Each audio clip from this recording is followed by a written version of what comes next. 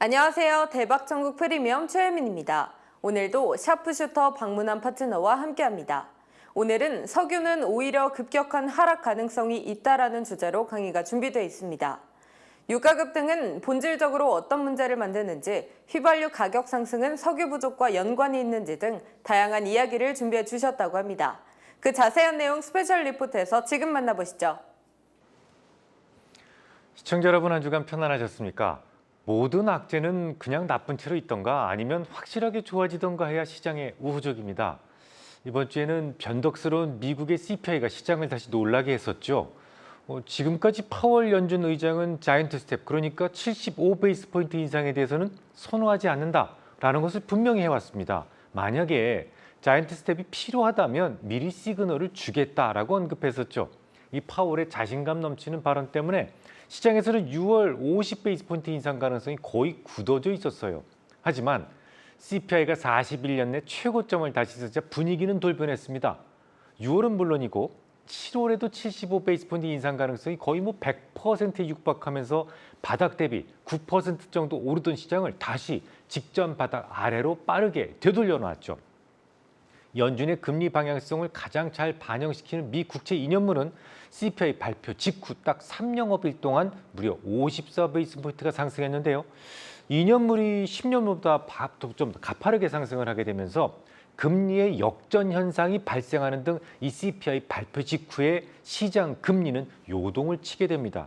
마치 우는 아이에게 사탕을 줬다가 다시 빼앗게 되면 더 크게 우는 것처럼 물가가 이제 피크아웃 될 것 같다라는 희망을 주었다가 쏙 그 희망을 빼앗아가 버리니까 주가는 더욱 실망을 하게 된 것이죠. 그럼 우리 진중하게 이 공포의 근원부터 다시 한번 생각해 보겠습니다. JP모건이나 골드만삭스마저도 정책 금리를 75베이스 포인트 인상할 것이다 라고 전망했기 때문에 기술주나 성장주들이 다시 압박을 받게 될 것이다. 이런 게 공포의 근원 아니겠습니까? 갑작스럽게 금리 전망을 과격하게 높인 이유가 뭡니까? CPI, 물가가 제공을 했고요. 그 물가를 급등하게 만든 것은 유가 때문이었습니다. 실제로 이번에 발표됐던 CPI 하부 지표들을 보면 에너지 물가가 한 달 만에 다시 오름세로 전환됐는데요. 연료유는 딱 한 달 동안에 무려 16.9%나 치솟아 올랐어요. 1년이 아니고 한 달 동안. 물론 서비스 물가도 전년 동기 대비 상승폭이 컸다지만 리오프닝 수요를 대변하는 만큼 이건 일부 긍정적 요인도 있기 때문에 오늘은 논외로 하겠습니다. 그럼 서비스 물가를 제외한다면 명백하게 물가 쇼크를 주도한 것이 에너지였다라는 점에 대해서는 의심의 여지가 없습니다. 그 외에 또 있나요? 주가 하락을 만든 이유가? 북경의 모 클럽에서 대규모 확진자 때문에 중국이 봉쇄될 수도 있다 이런 것 때문에 그게 진짜 이유라면 그날 이후 중국 증시가 우리나라보다 혹은 미국보다 덜 빠지거나 올랐다라는 점을 설명하기 어려워요. 물론 최근 우리나라만 유독 하락했던 이유가 또 하나 있긴 있습니다. CFD 청산 이슈가 있죠. 그건 단기 이슈이기 때문에 그것도 역시 열애로 한다면 결국 시장을 끌어내린 주요 요인은 유가로부터 찾아야 된다라는 말이 되죠. 그래서 오늘은 석유에 대한 이야기를 좀 꾸며봤습니다. 우선 유가 급등은 본질적으로 여러 가지 문제를 만들 수는 있어요. 특히 미국의 경우 휘발유는 생필품에 해당된다는 말씀 드렸었죠. 우리나라처럼 이 좁은 지역 안에 대다수의 인구가 다박다박 모여 살면 지하철 같은 사회 인프라가 잘 발달될 수 있습니다. 하지만 미국은요, 땅덩어리가 워낙 넓어가지고 매우 편협된 지역이 아니다라면 지하철을 만들어도 유지비가 안 나옵니다. 그러니까 가구마다 거의 식구수만큼의 자동차가 필요하죠. 미국의 차들은 되게 큼직큼직하고 기름을 많이 먹는 편인데요. 미국 평균 유가는 갤런당 $5를 넘나들기 시작을 합니다. 캘리포니아는요, 이미 갤런당 $6가 넘어섰는데 이걸 우리나라 리터로 환산하면 리터당 2,000원이 넘습니다. 이런 가격은 미국은 휘발유 값 싸고 소고기 값 싸지 않습니까? 근데 이런 가격은 전무후무한 대박 사건이에요. 그러니까 미국은 소비자들이 전혀 예기치 못했던 추가 비용이 생긴 거죠. 그러면 곧장 다른 곳에 써야 될 소비의 감소로 연결될 수가 있습니다. 뿐만 아니라 유가 급등은 전체 물가를 또 끌어올리는 원흉이 되죠. 그래서 미국의 실질 주당 평균 임금 수준을 낮추게 됩니다. 실제로 지난주에 발표됐던 실질 임금이 물가 상승을 고려한 실질 임금이 전년 동기 대비 3.9%나 하락했어요. 금융위기 때도 고작 2.6% 하락했던 것이 고작이니까 미국의 지금 현재 물가 상승은 정말 매우 심각한 수준, 전례 없는 수준이다라는 것을 알 수가 있습니다. 물가 상승으로 인해서 실질 급여가 감소하면 소비에 대한 여력이 줄거나 혹은 급여를 올려달라는 그 인상 요구가 시작이 되겠죠. 그러면 물가를 다시 끌어올리는 악순환의 고리를 만들게 되죠. 그래서 유가가 끌어올린 물가 상승은 경기 침체를 가져올 수 있는 매우 중요한 요인이다라는 것에는 의심의 여지가 없습니다. 하지만 말이죠. 우선 미국의 휘발유 가격 상승은 이게 석유가 부족해서가 아닙니다. 석유가 많다고 해도 휘발유는 부족해요. 그러니까 그보다는 사실은 정제 시설의 부족 때문에 온 현상이죠. 미국의 정유 공장은 가동률이 지금 94%, 역대 최고 수준입니다. 하지만 원유에 대한 처리 능력은요. 일평균 1,794만 배럴로 작년 말 대비로도 20만 배럴이나 줄어 있어요. 감소되어 있습니다. 잦은 락다운으로 인해서 부품 공급에 차질도 생겼지만 그보다는 화석연료에 대한 기피 현상, 이것도 증설 투자를 지연시키는 이유가 됐었죠. 그렇다고 하더라도 설령 그게 아니다고 하더라도 핵심 물가 바스켓에서 석유는 빼는 것이 관행이에요. 당장 지난달만 하더라도 석유 가격이 하락해서 그 때문에 헤드라인 물가를 낮추지 않았습니까? 그랬던 것이 이번 달에는 석유 가격 때문에 다시 물가가 상승을 했어요. 이처럼 이랬다가 저랬다가 하면 지표로서의 가치가 떨어집니다. 그래서 변동성을 줄이기 위해서 식품과 에너지를 제외하고 이른바 핵심 물가, 코어 인플레이션이라는 것이 개발된 것이지 않습니까? 그런데 이 핵심 물가가 진짜라는 거죠. 핵심 물가로만 본다면 분명히 물가는 완화될 조짐이 확연하게 드러납니다. 자, 물가 동향에 대해서 제일 전문가가 누굽니까? 둘째가라면 서러운 사람이 바로 클리브랜드 연은이 발표하는 인플레이션 나우인데요. 이걸 보면 6월 핵심 CPI는 5.66%로 집계되고 있습니다. 이대로만 가준다면 핵심 CPI는 석 달 연속 물가 둔화를 기대할 수 있다는 얘기입니다. 굳이 클리블랜드를 콕 집어오지 않아도 이번 노동부가 발표한 핵심 CPI 역시 6%로 2개월 연속 둔화 중에 있었어요. 핵심 물가가 둔화되고 있었다고요. 근데 핵심 물가가 왜 둔화가 됐느냐? 그동안 시장을 괴롭혀 왔었던 공급망 충격이 완화될 조짐을 보이기 시작했기 때문입니다. 바이러스로 인해서 조기 퇴직자가 많아졌잖아요. 운송 노무자 혹은 항만에서 하역 노무자들이 절대 부족해졌습니다. 그것 때문에 공급단에서 문제가 생겼고 그동안 물가 상승의 주요 원인이었어요. 하지만 북미 서부 항만에 대기하는 컨테이너 선의 숫자가 빠르게 감소 중인데요. 실제로 지난주 마린 익스체인지 오브 서던 캘리포니아에 따르면 지난 6월 10일 기준 LA 롱비치 항에서의 대기 컨테이너 수는 고작 20척에 불과했어요. 지난 1월 9일 기준으로 무려 109척에 달했다는 것에 비하면 5분의 1 수준까지 대기 선박이 감소한 겁니다. 물론 한 척이라도 대기가 있다면 아직 공급단에서의 문제가 완전하게 해결된 것은 아닙니다. 하지만 점차 나아지고 있다는 것은 분명하고 그런 부분들이 핵심 물가에 대한 완화로 점점 완화되고 있는 것으로 나타나기 시작한 거예요. 자, 그렇다면 더더욱 요놈의 유가만 좀 하락해준다면 물가 걱정을 완전히 털어버릴 수 있겠다라는 계산이 나오죠. 근데 지난주에도 거론해드렸듯이 유가는 오히려 일정 조건만 만들어진다면 다소 급격한 조정 가능성도 있어요. 그 조정 가능성, 그 조건이 과연 무엇일까요? 사실 원유 시장이 지난 3월부터 초과 공급 상태였거든요. 전 세계 산유량의 14%를 차지하는 러시아로 인해서 단기적으로 수급이 좀 꼬인 것뿐입니다. 자, 그런데 러시아의 석유는 1년 정도의 시간만 좀 충분히 주어진다면 대체될 수 있다라는 말씀을 제가 예전에 드린 적이 있어요. 러시아의 석유 수출은 총 350만 배럴 정도 되었지 않습니까? 이 중에서 지금까지 제재로 인해서 약 100만 배럴 정도의 생산량 축소가 있었습니다. 이 정도의 결손은 사우디 하나만 도움을 준다고 해도 충분히 커버가 가능한 수준이에요. 사우디는 유일하게 100만 배럴 이상의 증산 여력을 가진 나라입니다. 물론 최근 유가 상승이 이 100만 배럴의 결손 때문만은 아닙니다. 올해 연말까지 러시아산 석유의 90%까지 그러니까 최고 315만 배럴 정도의 결손이 있을 수 있다라는 것이 예상되면서 치솟아 오른 거죠. 하지만 그것도 요 사우디만 좀 협력해 준다면 큰 문제는 아니었어요.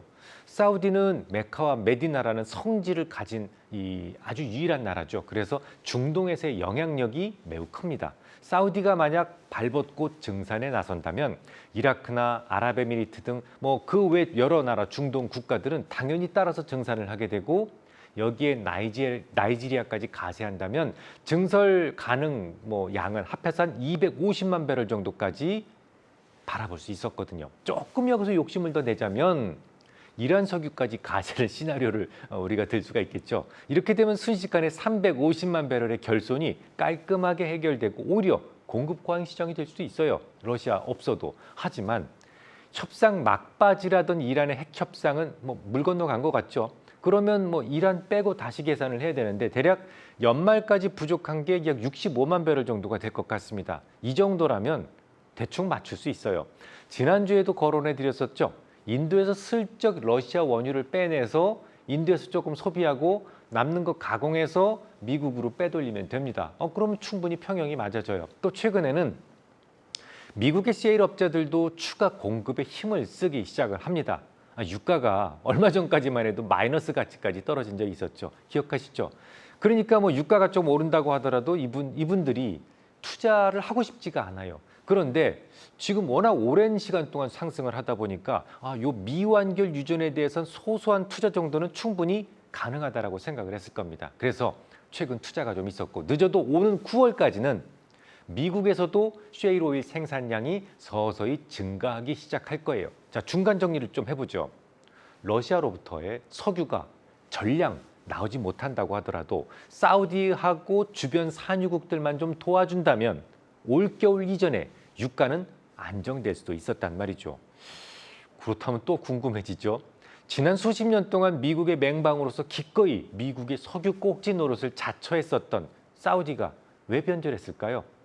뭐 명목상으로는 까슈쿠지 때문입니다. 언론인 까슈쿠지는 사사건건 사우디의 왕실의 비밀을 누설해 왔었는데요. 화가 잔뜩 난 왕실에서 그를 은밀하게 제거해버렸거든요. 바이든 미국 대통령은 대통령 후보 시절부터 사우디의 실질적 지배자인 빈살만 왕세자를 언론인 까슈쿠지에 대한 살해 용의자로 지목해왔습니다. 아예 살인자라는 말도 서슴없이 했었죠. 사우디를 국제 무대에서 왕따시켜야 된다라는 말을 아예 입에 달고 다녔었죠.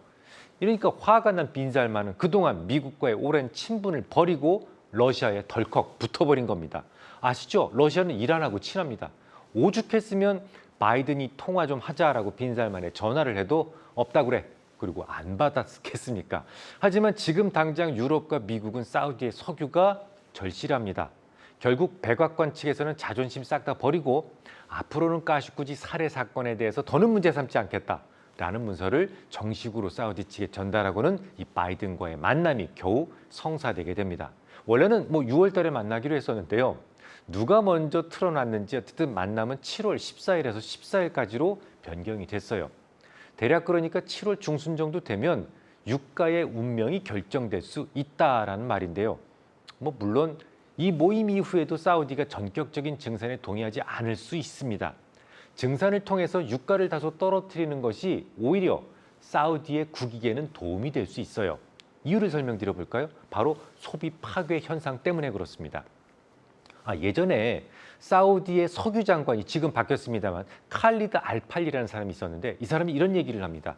지구상에서 모든 돌멩이가 사라지는 바람에 석기 시대의 종말이 온 것은 아니다 라고 말이죠. 석유 시대의 종말은 석유가 다 떨어져서가 아니라 다른 이유 때문에 올 수도 있다라는 말을 한 겁니다. 그 중에 하나가 바로 소비자의 외면이죠. 자, 유가가 너무 비싸지면 대체 연료에 대한 선택이 더 빨라지고 유가는 오히려 폭락할 수도 있다는 것을 암시한 거예요.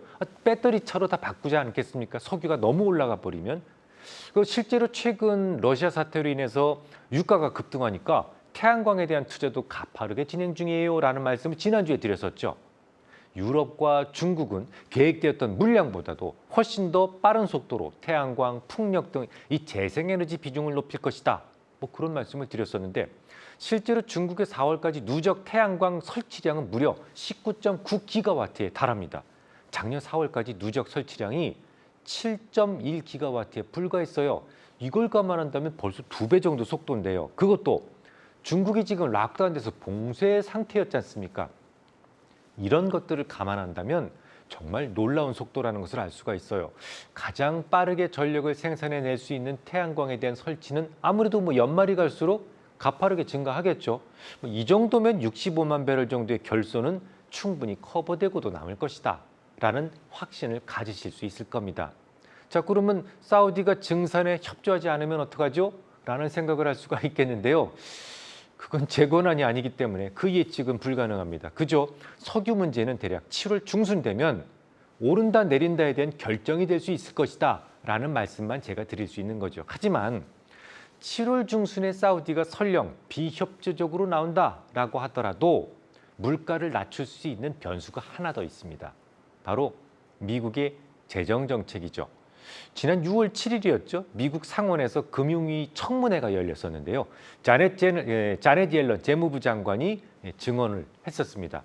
지금 미국의 상원 의원들은 인플레에 대한 그 모든 신경이 곤두서 있어요. 인플레를 어떻게 잡아야 되지라는 생각을 하고 있는데 자넷 옐런은 재무장관이지만 그 바로 전임 연준 의장이기도 했었기 때문에 툭하면 그녀를 불러서 하소연을 하는 것 같습니다. 그런데 자넷 옐런이 인플레 압력을 낮추기 위해서 어떻게 해야 됩니까? 라는 질문에 대해서 재정 정책이 필요하다라는 주장을 하게 됩니다. 아니, 지금 물가가 이렇게 오르는데 재정 정책을? 라고 생각을 하셨다면 아마도 경제 시간에 열심히 공부하신 분일 거예요. 하지만 이 이론과 실제는 다르죠. 이론적인 공부가 실전에 모두 똑같이 적용되는 건 아닙니다. 일반적으로 국가의 재정이 물가를 끌어올리는 것은 맞아요. 하지만 그보다 중요한 것은 이 경제 규모에 맞춰서 적절한 자금이 공급되어야만 합니다. 만약에 경제 규모보다 훨씬 더 많은 이른바 잉여 유동성 상태가 되어버리면 평균적으로 1.8년 정도의 시차를 두고 물가는 반드시 튀어오르게 되어 있어요. 자, 그러면 튀어오르기 시작한 물가를 다시 끌어내리려면요, 잉여 유동성을 흡출해내려는 노력을 통해서도 가능합니다. 하지만 이 주어진 GDP 규모를 키우는 것도 또 하나의 방법이 될 수 있어요. 자넷 옐런은 바로 그걸 말한 겁니다. BBB 법안 중에서 기후변화와 에너지 관련 예산인 5,500억 달러라도 먼저 통과시켜야 된다라고 주장하기 시작했는데요. 이를 위해서 조 만친 의원과 척 슈머 상원 의원은 비공개적으로 계속 만나왔었죠. 근데 만나기만 하면 뭐 하겠습니까? BBB 법안은 8월 지나면요, 이 물 건너가는 겁니다. 이제 지금은 좀 서두를 수밖에 없어요. 제가 지금 8월이라고 딱 못을 박은 이유가 있습니다. 지금 상하원 모두 민주당이 장악하고 있죠. 상하는 반반이지만 부통령이 지금 상원이 민주당이기 때문에. 하지만 바이든의 지지율은 현재 39.4%, 역대 최저치입니다. 물가가 치솟으면서 주요 지지층이었던 18살에서 34살 사이의 지지율이 급락하고 있기 때문에 아마 중간 선거까지 바이든의 지지율은 더 떨어질 가능성이 높아요. 공화당이 정말 큰 실수를 하지 않는다면 상원과 하원을 모두 차지할 가능성이 높다는 건데요. 그렇게 되면 미국에서 BBB 법안은 물 건너가는 겁니다. 8월에는 여러분들 아시다시피 여름 휴회가 있어요. 여름 휴회 지나면 시간이 거의 없기 때문에 휴회 이전에 법안 표결이 모두 끝나야지만 이 BBB가 사장되지 않고 부활될 수 있는 겁니다. 정리해 보겠습니다. 물가가 치솟아서 걱정이 이만저만 아니시죠? 지금까지 물가를 상승시켰던 주요 요인 중에 하나인 국제 공급망 충격은 조금씩 좋아지기 시작을 했습니다. 아직 남아있는 물가 요인을 획기적으로 낮출 수 있는 이벤트가 9월이 오기 전에 집중되어 있는데요. 우선 치솟는 물가를 확연히 낮출 수 있기 위해서는 사우디의 도움이 필요합니다. 빈 살만과 바이든의 만남 이후에 사우디의 증산 여부에 주목하실 필요가 있습니다. 또한 잉여 유동성 문제는 미국의 GDP 규모를 키울 수 있는 BBB 법안이 통과되어야만 합니다. 요거 둘 다 성공한다면 금상첨화, 둘 중 하나만 성공해서 좀 성공적으로 통과된다고 하더라도 물가에 대한 큰 걱정은 다소나마 덜어낼 수가 있을 겁니다. 다음 주에 뵙겠습니다. 네, 저희가 준비한 강의는 여기까지입니다. 오늘은 물가를 잡기 위한 방법에 대해 배워봤는데요. 방문한 파트너께선 치솟는 물가를 줄이기 위해서는 사우디의 도움이 필요하고 따라서 빈잘만과 바이든의 만남 이후 사우디의 증산 여부에 주목할 필요가 있다는 말씀 해주셨습니다. 또한 잉여 유동성 문제는 미국의 GDP 규모를 키울 수 있는 BBB 법안이 통과돼야 한다는 말씀도 해주셨습니다. 오늘의 강의가 여러분의 투자에 참고가 되었길 바라면서 저희는 다음 주에 다시 더 유익한 내용으로 찾아뵙겠습니다. 시청해주신 여러분 고맙습니다.